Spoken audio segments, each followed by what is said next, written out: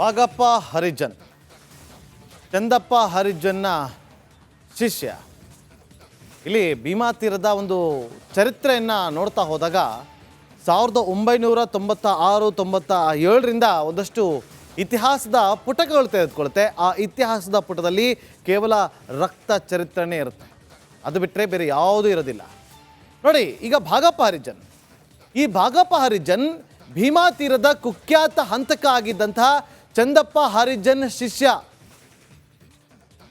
ಚಂದಪ್ಪ ಹರಿಜನ್ ಚರ್ಚನ್ ಶಿಷ್ಯ, ಆತನ ಶಿಷ್ಯ ಈ ಭಾಗಪ್ಪ ಹರಿಜನ್. ಭೀಮಾ ತೀರದ ಹಂತಕ ಈ ಭಾಗಪ್ಪ ಹರಿಜನ್ ಇದನ್ನಲ್ಲ, ಅತ್ಯಂತ ಶಾರ್ಪ್ ಶೂಟರ್ ಅಂತ ಕೂಡ ಆತ ಕುಖ್ಯಾತಿಯನ್ನು ಬೆಳೆಸಿದ್ದ. 2000 ಇಸವಿಯಲ್ಲಿ ಚಂದಪ್ಪ ಹರಿಜನ್ ಡೆಡ್ಲಿ ಮರ್ಡರ್ ಆಗುತ್ತೆ. ಭೀಮಾ ತೀರದಲ್ಲಿ ಒಂದು ಹವಾ ಕ್ರಿಯೇಟ್ ಮಾಡೋದಕ್ಕೆ ಭಾಗಪ್ಪ ಹರಿಜನ್ ಅಲ್ಲಿಂದ ಹಪಾಪಿಸ್ತಾ ಇರ್ತಾನೆ. ಭಾಗಪ್ಪ ಹರಿಜನ್ ಮೊದಲಿಗೆ ಮರ್ಡರ್ ಮಾಡೋದು ಇದೇ ಚಂದಪ್ಪ ಹರಿಜನ್ ಹೆಂಡತಿಯ ತಮ್ಮನನ್ನ. ಸೊ ಈಗ ಇಲ್ಲಿಯವರೆಗೂ ಭಾಗಪ್ಪ ಹರಿಜನ್ ವಿರುದ್ಧ 6 ಕೊಲೆ ಪ್ರಕರಣಗಳಿದೆ. 10ಕ್ಕೂ ಹೆಚ್ಚು ಬೇರೆ ಬೇರೆ ಪ್ರಕರಣಗಳಲ್ಲಿ ಆತ ಭಾಗಿಯಾಗಿರೋದು ಗೊತ್ತಾಗಿದೆ. 1998ರಲ್ಲಿ ಸಿಂದಗಿಯಲ್ಲಿ ಸ್ಟನ್ ಗನ್ ಅನ್ನು ಬಳಸಿ ಈತ ಗುಂಡು ಹಾರಿಸಿದ್ದು ಮೊದಲನೇ ಪ್ರಕರಣ. ಅದಾದ ಬಳಿಕ 2018 ಆಗಸ್ಟ್ 8ರಲ್ಲಿ ಭಾಗಪ್ಪ ಹರಿಜನ್ ಮೇಲೇನೆ ಫೈರಿಂಗ್ ಆಗುತ್ತೆ. ಆ ಪೀರಪ್ಪ ಹಡಪದ್ನಿಂದ ಗುಂಡಿನ ದಾಳಿ ಆಗುತ್ತೆ. ಕೋರ್ಟ್ ವಿಚಾರಣೆಗೆ ಅಂತ ಬಂದಿರ್ತಾನೆ ಭಾಗಪ್ಪ ಹರಿಜನ್. ಆ ವೇಳೆ ಪೀರಪ್ಪನಿಂದ ಭಾಗಪ್ಪನ ಮೇಲೆ ದಾಳಿ ಆಗುತ್ತೆ. ಹೇಗೋ ಚಿಕಿತ್ಸೆಯನ್ನು ಪಡೆದುಕೊಂಡು ಗುಣಮುಖನಾಗಿ ವಾಪಸ್ ಬಂದಾಗ ಸ್ಟೇಟ್ಮೆಂಟ್ ಕೊಡ್ತಾನೆ, ನಾನೆಲ್ಲ ಬಿಟ್ಬಿಟ್ಟಿದ್ದೀನಿ, ನಾನು ಸುಮ್ಮನೆ ಇದ್ದೀನಿ, ನನ್ನ ಪಾಡಿಗೆ ನನ್ನನ್ನು ಇರೋದಕ್ಕೆ ಬಿಟ್ಬಿಡಿ, ಇಲ್ಲ ಅಂತಂದರೆ ಮನೆ ಹೊಕ್ಕಿ ಹಣೆಗೆ ಗುಂಡು ಹಾಕ್ತೀನಿ ಅಂತ ಹೇಳಿ ಧಮಕಿ ಕೂಡ ಹಾಕಿರ್ತಾನೆ. ಹಾಗಾದರೆ ಭಾಗಪ್ಪ ಹರಿಜನ್ ಭಾಗಿಯಾದಂಥ ಕೇಸ್ಗಳು ಯಾವುದದು? ಈಗ ಭಾಗಪ್ಪನ ರಕ್ತ ಚರಿತ್ರೆಯನ್ನು ನೋಡ್ಕೊಂಬಂದ್ವಿ. ಹಾಗಾದರೆ ಭಾಗಪ್ಪ ಭಾಗಿಯಾಗಿದ್ದಂಥ ಕೇಸ್ಗಳು ಒಂದಲ್ಲ ಎರಡಲ್ಲ, ಸಾಕಷ್ಟಿತ್ತು. ಮತ್ತಷ್ಟು ಮಾಹಿತಿಯನ್ನು ಕೊಡೋದಕ್ಕೆ ನಮ್ಮ ಪ್ರತಿನಿಧಿ ಸಿದ್ದು ಈಗ ನೇರ ಸಂಪರ್ಕದಲ್ಲಿ ಜಾಯ್ನ್ ಆಗಿದ್ದಾರೆ. ಸಿದ್ದು, ಯಾವ ಭಾಗಪ್ಪ ಹರಿಜನ್ ಚಂದಪ್ಪ ಹರಿಜನ್ನ ಶಿಷ್ಯ, ಇಲ್ಲಿ ಭೀಮಾ ತೀರದ ಒಂದು ಚರಿತ್ರೆಯನ್ನು ನೋಡ್ತಾ ಹೋದಾಗ 1996-97ರಿಂದ ಒಂದಷ್ಟು ಇತಿಹಾಸದ ಪುಟಗಳು ತೆಗೆದುಕೊಳ್ಳುತ್ತೆ. ಆ ಇತಿಹಾಸದ ಪುಟದಲ್ಲಿ ಕೇವಲ ರಕ್ತ ಚರಿತ್ರೆನೇ ಇರುತ್ತೆ, ಅದು ಬಿಟ್ಟರೆ ಬೇರೆ ಯಾವುದೂ ಇರೋದಿಲ್ಲ. ನೋಡಿ, ಈಗ ಭಾಗಪ್ಪ ಹರಿಜನ್, ಈ ಭಾಗಪ್ಪ ಹರಿಜನ್ ಭೀಮಾ ತೀರದ ಕುಖ್ಯಾತ ಹಂತಕ ಆಗಿದ್ದಂತಹ ಚಂದಪ್ಪ ಹರಿಜನ್ ಶಿಷ್ಯ. ಚಂದಪ್ಪ ಹರಿಜನ್ ಚರ್ಚನ್ ಶಿಷ್ಯ, ಆತನ ಶಿಷ್ಯ ಈ ಭಾಗಪ್ಪ ಹರಿಜನ್. ಭೀಮಾ ತೀರದ ಹಂತಕ ಈ ಭಾಗಪ್ಪ ಹರಿಜನ್ ಇದನ್ನಲ್ಲ, ಅತ್ಯಂತ ಶಾರ್ಪ್ ಶೂಟರ್ ಅಂತ ಕೂಡ ಆತ ಕುಖ್ಯಾತಿಯನ್ನು ಬೆಳೆಸಿದ್ದ. 2000 ಇಸವಿಯಲ್ಲಿ ಚಂದಪ್ಪ ಹರಿಜನ್ ಡೆಡ್ಲಿ ಮರ್ಡರ್ ಆಗುತ್ತೆ. ಭೀಮಾ ತೀರದಲ್ಲಿ ಒಂದು ಹವಾ ಕ್ರಿಯೇಟ್ ಮಾಡೋದಕ್ಕೆ ಭಾಗಪ್ಪ ಹರಿಜನ್ ಅಲ್ಲಿಂದ ಹಪಾಪಿಸ್ತಾ ಇರ್ತಾನೆ. ಭಾಗಪ್ಪ ಹರಿಜನ್ ಮೊದಲಿಗೆ ಮರ್ಡರ್ ಮಾಡೋದು ಇದೇ ಚಂದಪ್ಪ ಹರಿಜನ್ ಹೆಂಡತಿಯ ತಮ್ಮನನ್ನ. ಸೊ ಈಗ ಇಲ್ಲಿಯವರೆಗೂ ಭಾಗಪ್ಪ ಹರಿಜನ್ ವಿರುದ್ಧ 6 ಕೊಲೆ ಪ್ರಕರಣಗಳಿದೆ. 10ಕ್ಕೂ ಹೆಚ್ಚು ಬೇರೆ ಬೇರೆ ಪ್ರಕರಣಗಳಲ್ಲಿ ಆತ ಭಾಗಿಯಾಗಿರೋದು ಗೊತ್ತಾಗಿದೆ. 1998ರಲ್ಲಿ ಸಿಂದಗಿಯಲ್ಲಿ ಸ್ಟನ್ ಗನ್ ಅನ್ನು ಬಳಸಿ ಈತ ಗುಂಡು ಹಾರಿಸಿದ್ದು ಮೊದಲನೇ ಪ್ರಕರಣ. ಅದಾದ ಬಳಿಕ 2018 ಆಗಸ್ಟ್ 8ರಲ್ಲಿ ಭಾಗಪ್ಪ ಹರಿಜನ್ ಮೇಲೇನೆ ಫೈರಿಂಗ್ ಆಗುತ್ತೆ. ಆ ಪೀರಪ್ಪ ಹಡಪದ್ನಿಂದ ಗುಂಡಿನ ದಾಳಿ ಆಗುತ್ತೆ. ಕೋರ್ಟ್ ವಿಚಾರಣೆಗೆ ಅಂತ ಬಂದಿರ್ತಾನೆ ಭಾಗಪ್ಪ ಹರಿಜನ್. ಆ ವೇಳೆ ಪೀರಪ್ಪನಿಂದ ಭಾಗಪ್ಪನ ಮೇಲೆ ದಾಳಿ ಆಗುತ್ತೆ. ಹೇಗೋ ಚಿಕಿತ್ಸೆಯನ್ನು ಪಡೆದುಕೊಂಡು ಗುಣಮುಖನಾಗಿ ವಾಪಸ್ ಬಂದಾಗ ಸ್ಟೇಟ್ಮೆಂಟ್ ಕೊಡ್ತಾನೆ, ನಾನೆಲ್ಲ ಬಿಟ್ಬಿಟ್ಟಿದ್ದೀನಿ, ನಾನು ಸುಮ್ಮನೆ ಇದ್ದೀನಿ, ನನ್ನ ಪಾಡಿಗೆ ನನ್ನನ್ನು ಇರೋದಕ್ಕೆ ಬಿಟ್ಬಿಡಿ, ಇಲ್ಲ ಅಂತಂದರೆ ಮನೆ ಹೊಕ್ಕಿ ಹಣೆಗೆ ಗುಂಡು ಹಾಕ್ತೀನಿ ಅಂತ ಹೇಳಿ ಧಮಕಿ ಕೂಡ ಹಾಕಿರ್ತಾನೆ. ಹಾಗಾದರೆ ಭಾಗಪ್ಪ ಹರಿಜನ್ ಭಾಗಿಯಾದಂಥ ಕೇಸ್ಗಳು ಯಾವುದದು? ಈಗ ಭಾಗಪ್ಪನ ರಕ್ತ ಚರಿತ್ರೆಯನ್ನು ನೋಡ್ಕೊಂಬಂದ್ವಿ. ಹಾಗಾದರೆ ಭಾಗಪ್ಪ ಭಾಗಿಯಾಗಿದ್ದಂಥ ಕೇಸ್ಗಳು ಒಂದಲ್ಲ ಎರಡಲ್ಲ, ಸಾಕಷ್ಟಿತ್ತು. ಮತ್ತಷ್ಟು ಮಾಹಿತಿಯನ್ನು ಕೊಡೋದಕ್ಕೆ ನಮ್ಮ ಪ್ರತಿನಿಧಿ ಸಿದ್ದು ಈಗ ನೇರ ಸಂಪರ್ಕದಲ್ಲಿ ಜಾಯ್ನ್ ಆಗಿದ್ದಾರೆ. ಸಿದ್ದು, ಯಾವ ಭಾಗಪ್ಪ ಹರಿಜನ್ ಚಂದಪ್ಪ ಹರಿಜನ್ನ ಶಿಷ್ಯ, ಇಲ್ಲಿ ಭೀಮಾ ತೀರದ ಒಂದು ಚರಿತ್ರೆಯನ್ನು ನೋಡ್ತಾ ಹೋದಾಗ 1996-97ರಿಂದ ಒಂದಷ್ಟು ಇತಿಹಾಸದ ಪುಟಗಳು ತೆಗೆದುಕೊಳುತ್ತೆ. ಆ ಇತಿಹಾಸದ ಪುಟದಲ್ಲಿ ಕೇವಲ ರಕ್ತ ಚರಿತ್ರೆನೇ ಇರುತ್ತೆ, ಅದು ಬಿಟ್ಟರೆ ಬೇರೆ ಯಾವುದೂ ಇರೋದಿಲ್ಲ.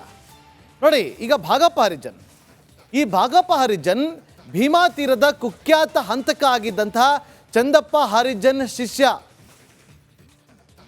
ಚಂದಪ್ಪ ಹರಿಜನ್ ಚರ್ಚನ್ ಶಿಷ್ಯ, ಆತನ ಶಿಷ್ಯ ಈ ಭಾಗಪ್ಪ ಹರಿಜನ್.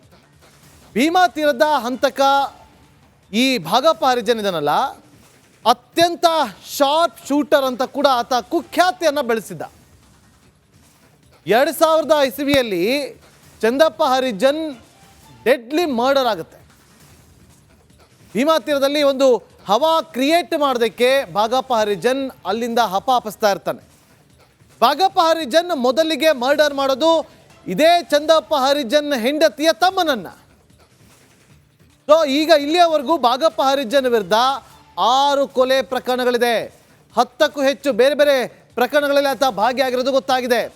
1998ರಲ್ಲಿ ಸಿಂದಗಿಯಲ್ಲಿ ಸ್ಟನ್ ಗನ್ ಅನ್ನು ಬಳಸಿ ಈತ ಗುಂಡು ಹಾರಿಸಿದ್ದು ಮೊದಲನೇ ಪ್ರಕರಣ.